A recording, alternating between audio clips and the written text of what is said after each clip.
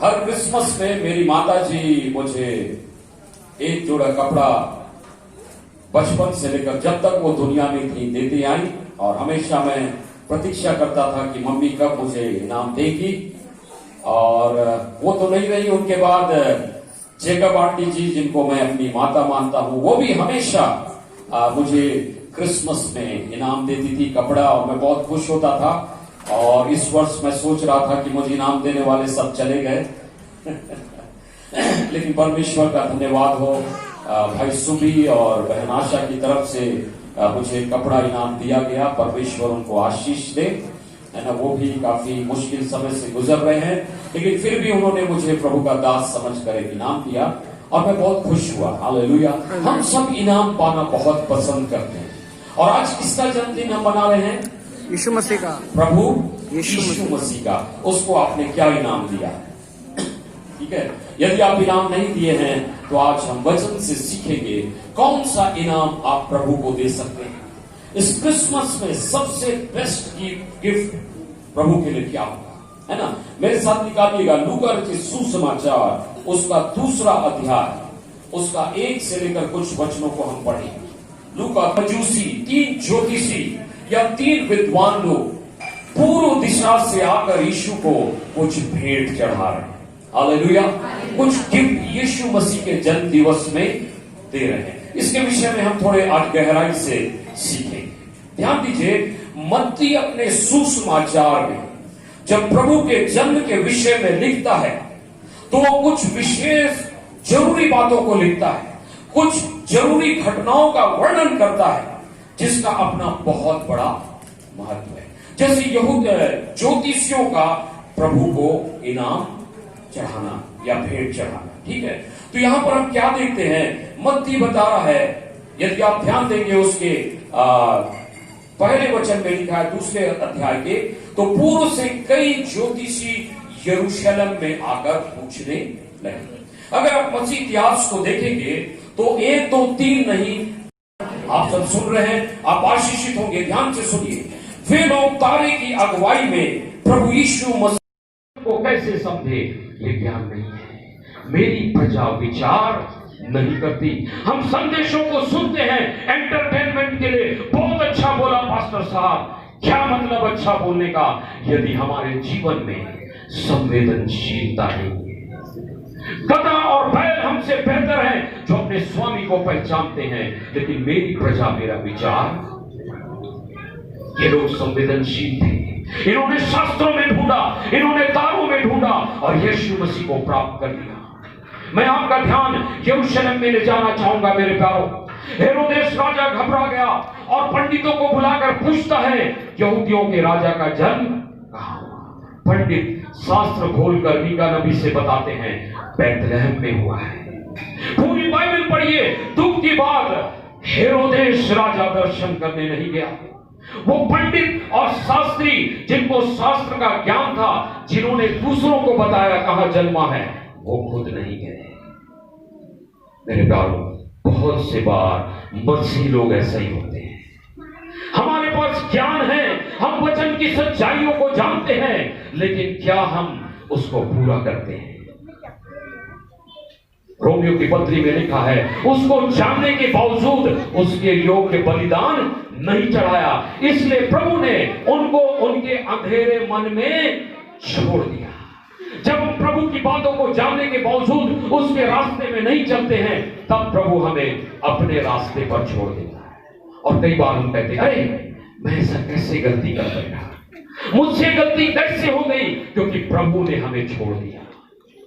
मेरे प्यारों, इन पंडितों के विषय में लिखा है, दूसरों को पता यहूदियों का राजा कहां जन्मा है, लेकिन खुद नहीं गए। उससे बातचीत कर, हालेलुया। उसका प्रकाशन आपके जीवन को आशीष से भर देगा, हालेलुया। उसकी आवाज आपके जीवन को आशीष से भर देगी, हालेलुया। क्या आप संवेदनशील बनना चाहते हैं? हजारों ने तारे को देखा, लेकिन कुछ ही लोग समझ पाए प्रभु क्या कह रहा है, हालेलुया। प्रभु की सच्ची भेड़ बनी, हालेलुया। एक बहुत बड़ा परमेश्वर का दास बनने के बाद यदि मैं प्रभु की आवाज नहीं सुन पाता हूं, मुझ पर हाय, हालेलुया। दुनिया का सबसे बड़ा व्यक्ति बनने के बाद भी यदि मैं उसकी भेड़ नहीं बन पाया तो सब कुछ व्यर्थ है। इन ज्योतिषियों से सीखिए, वो संवेदनशील थे, वो ढूंढते थे शास्त्रों में, वो ढूंढते थे तारों में, और उन्होंने परमेश्वर की अगुवाई को प्राप्त किया। ये वर्ष आपको संवेदनशील बनाने पाए प्रभु की बातों के लिए। हालेलुया। मेरे प्यारों, यदि आप यशाया 1 उसका 3 को पढ़ेंगे तो मैं सोचता हूं परमेश्वर रोते हुए वचन कह रहा है। कैसा कह रहा है? बड़े दुख के साथ प्रभु का हृदय फटा हुआ है, क्योंकि अपने लोगों के बारे में वो क्या कहता है मेरे प्यारों? यहां लिखा है, बैल अपने स्वामी वह गधा अपने स्वामी की चरनी को पहचानता है, परंतु इस्राएल मुझे नहीं जानता, मेरी प्रजा मेरा विचार नहीं करती। प्रभु दुखी है, प्रभु रो रहा है। क्यों? क्योंकि उसके लोग संवेदनशील नहीं हैं। गधा जैसा जानवर अच्छा है जो अपने मालिक को भूलता नहीं है। यदि वो सुबह अपने मालिक के चरनी से निकला तो शाम को लौट कर आता है, लेकिन मेरी प्रजा रविवार को चर्चाना भूल जाती है। अन्य जाति के लोग सुबह 5 बजे से उठकर आराधना करते हैं, लेकिन मेरी प्रजा सुबह प्रार्थना करना भूल जाती है। प्रभु का दिल टूटा हुआ है। हम कैसे संवेदनशील बनेंगे? लेकिन कितने लोगों को अगुवाई मिली? कुछ चुने हुए ज्योतिषी। क्यों मेरे प्यारे? वे ही क्यों समझ पाए? क्योंकि वो संवेदनशील थे प्रभु की बातों को जानने और सीखने के लिए। मैं आपको बताना चाहूंगा, यह वर्ष प्रभु का आत्मा मुझे बता रहा है हमें संवेदनशील बनने का है। हालेलुया। क्या बनने का है? बोलो बच्चे लोग, क्या बनना है? संवेदनशील। हाँ, मत भूलिएगा, 2021 में हमको और ज्यादा संवेदनशील बनना है। कई लोगों को संवेदनशील सब समझ में नहीं आता। उसका मतलब क्या है? प्रभु की बातों को जानने के लिए और जागरूक रहना। हालेलुया। प्रभु क्या कह रहा है, परमेश्वर की इच्छा क्या है, ये जानना बहुत जरूरी है। और हम ऐसे युग में जीवन बिता रहे हैं मेरे प्यारों। आज सबसे अधिक अगर कोई कठिन बात हो गई है तो प्रभु की इच्छा को जानना। हालेलुया। उसकी आवाज को सुनना, समझना कि प्रभु क्या चाहता है। ध्यान दीजिएगा, मैं इसलिए हमेशा कहता हूं, मैं सुबह उठकर प्रभु से एक ही बात कहता हूं, प्रभु मुझे कुछ मत बनाइए, अपनी भेड़ बनाइए। हालेलुया। क्योंकि प्रभु कहता है, मेरी भेड़ें मेरा शब्द पहचानती हैं। इस भीड़ में कई सारी आवाजें आ रही हैं, शैतान भी बात कर रहा है, मैं कैसे पहचानूं कि ये तू कह रहा है? मैंने आपसे कहा, आज के युग में सबसे कठिन बात है प्रभु की आवाज को सुनना और समझना। क्योंकि बहुत से लोग उठ खड़े हुए हैं जो कहते हैं आत्मा यह कह रहा है, आत्मा वो कह रहा, वो खुद नहीं जानते आत्मा उनसे क्या कह रहा है। बहुत कठिन है, क्योंकि भरमाने वाले बहुत घूम रहे हैं। और दुख की बात है, हमारे लोग ऐसे लोगों के पीछे भी भटक जाते हैं। नहीं मेरे भाइयों, आज आपको प्रभु की सच्ची आवाज को खोजना है। आज की सुबह जल्दी से मैं आपको इन तीनों के महत्व को बताऊंगा। और मत्ती यहां पर लिख रहा है, बताना चाह रहा है कि इन तीनों भेंट को चढ़ाने के द्वारा वे ज्योतिषी कुछ महान बातों को प्रकट कर रहे थे। Hallelujah, hallelujah. वो लोग कुछ महान बातों को यहां पर प्रकट कर रहे थे। वो क्या बता रहे थे? सोना चढ़ाकर, ये प्रभु राजाओं का राजा है। हालेलुया। ये प्रभु राजाओं का राजा है। जैसा यशायाह कहता है, प्रभुता उसके कांधे पर सदैव रहेगी। हालेलुया।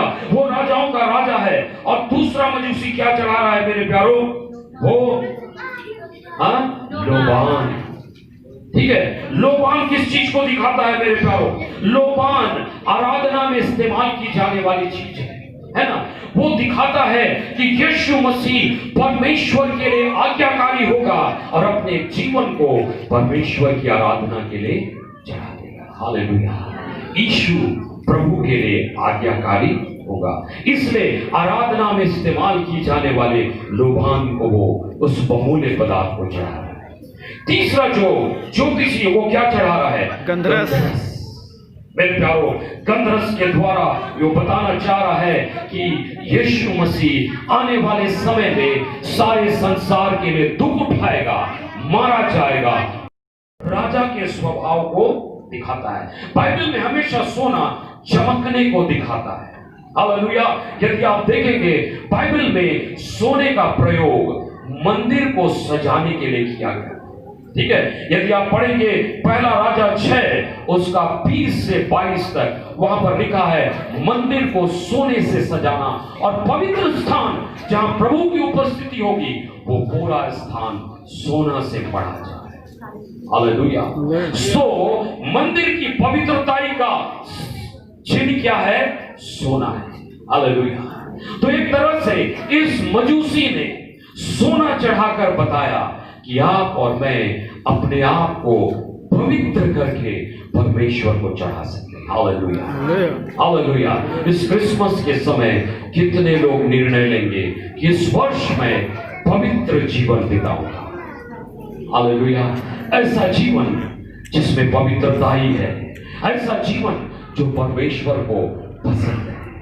हालेलुया। कल्पना कीजिए आपके बर्थडे में आप मुझे बुलाते हैं और मैं एक सुंदर से पैकेट में इनाम लेकर आता हूं। मेरा पैकेट अच्छा है, मेरा इनाम अच्छा है, लेकिन अगर पैकेट में कीचड़ लगा हुआ है आप क्या उसे पसंद करेंगे? यदि पैकेट से बदबू आ रही है क्या आप उसे पसंद करेंगे? ऐसा ही होता है जब हम प्रभु के लिए अपने जीवनों को समर्पित तो करते हैं लेकिन उसमें पवित्रता ही नहीं रहती। हालेलुया। इसलिए भजनकार कहता है पवित्रताई से शोभायमान होकर उसकी आराधना करो। Hallelujah, hallelujah. शायद आपके ड्रेस बहुत सुंदर नहीं है लेकिन बाइबल का परमेश्वर आपके अंदर पवित्रताई को देखना चाहता है। इसलिए उसने बाइबल में एक बहुत बड़ी बुलाहट दी, पवित्र बनो क्योंकि मैं तुम्हारा बुलाने वाला परमेश्वर पवित्र हूं। वो पवित्रताई देखना है, सीखना है। वो किससे सीखेगा?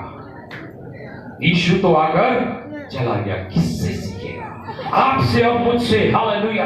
आपका और मेरा चाल चलन, आपका और मेरा सोच विचार, आपका मेरा आचार व्यवहार कैसा है?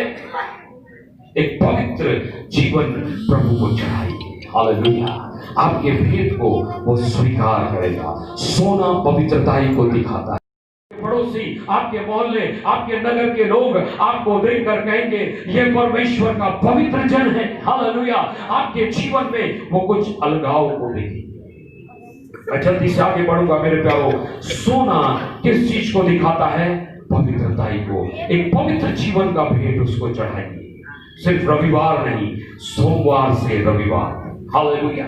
दूसरी बात मेरे प्यारो, दूसरा जो मजूसी था वो क्या चढ़ा रहा है? यहां क्या लिखा है? लोबान। लोबान। लोबान एक सुगंधदायक, पवित्र और एक बहुमूल्य पदार्थ था जिसका उपयोग परमेश्वर के मंदिर में याजक लोग तब करते थे जब वो पाप बलि चढ़ाते थे। एक पशु का बलि चढ़ाते थे तो उसके साथ इस सुगंधदायक लोबान को मलते थे। हालेलुया।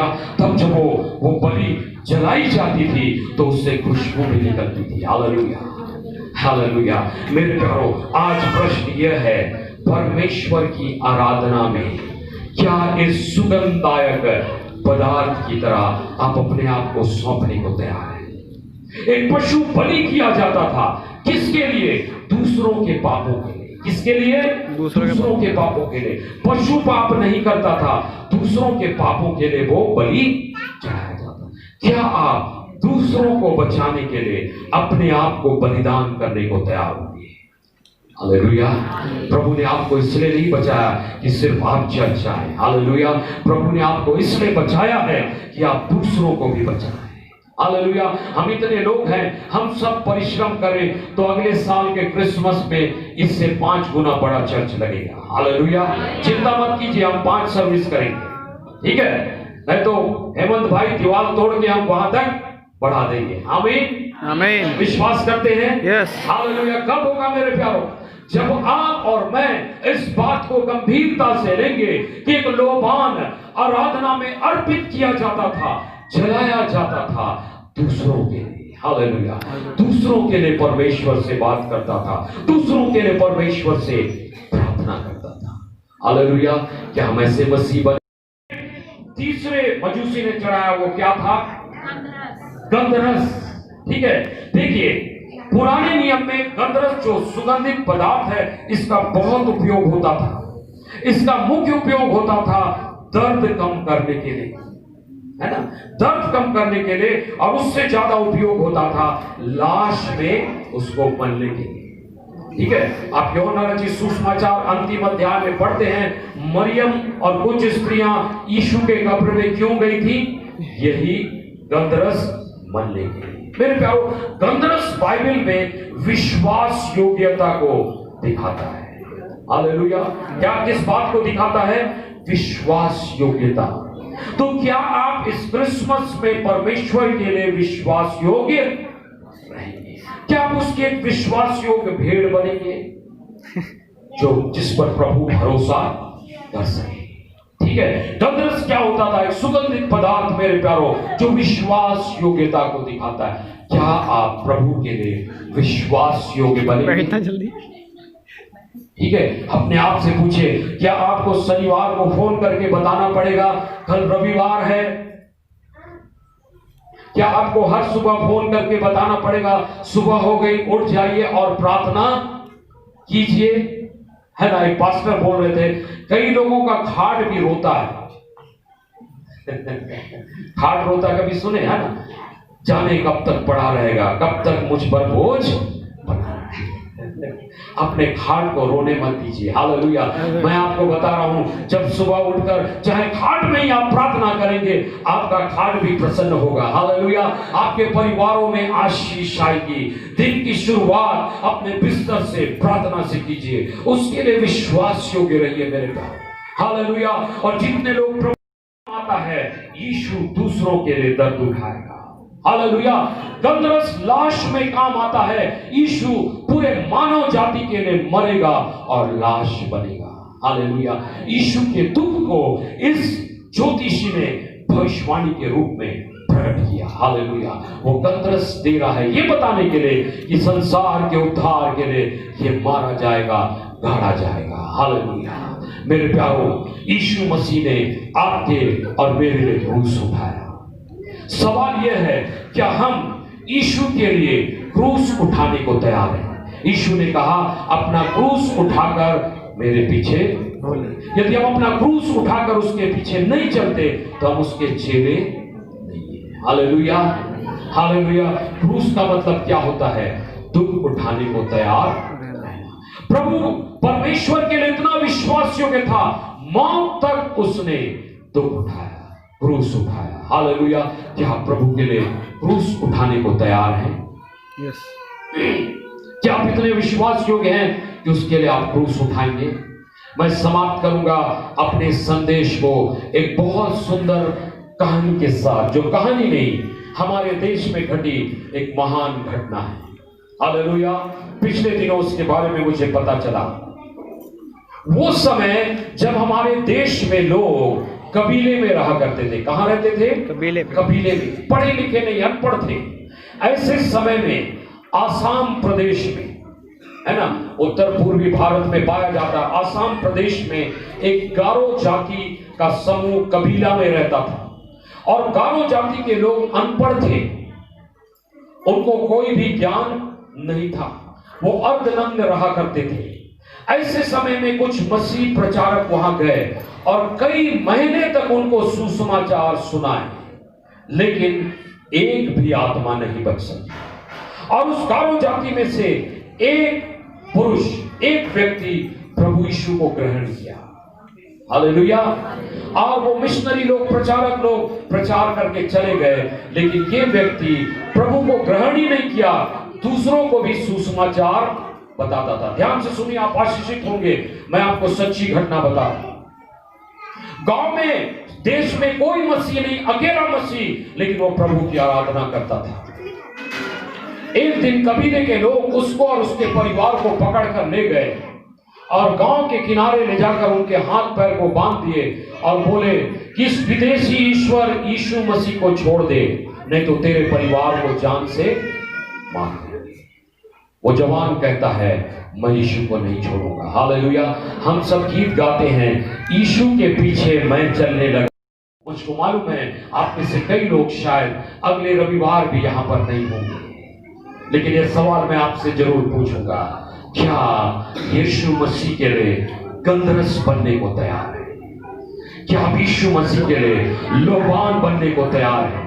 क्या आप यीशु के लिए सोना बनने को तैयार है? हालेलुया। क्या ये 3 प्रकार का गिफ्ट, पवित्रताई का जीवन, हालेलुया। दूसरी बात हमने क्या सीखा मेरे प्यारों? आराधना में चढ़ाया जाने वाला सुगंध, दूसरों के लिए कुर्बान होने वाला, दूसरों के लिए मदद करने वाला इनाम, क्या बनने को तैयार है? या लोबान जो अपना जीवन भी देने को तैयार है, जो हर अवस्था में क्रूस उठाने को तैयार है। Hallelujah, hallelujah. हमारा क्रिसमस सार्थक होगा मेरे प्यारों यदि ये गीत यीशु के पीछे मैं चलने लगा, ये सिर्फ गीत नहीं, हमारा जीवन बन जाए। हालेलुया। क्या हम अपने स्थानों पर खड़े होंगे? आइए हम बड़े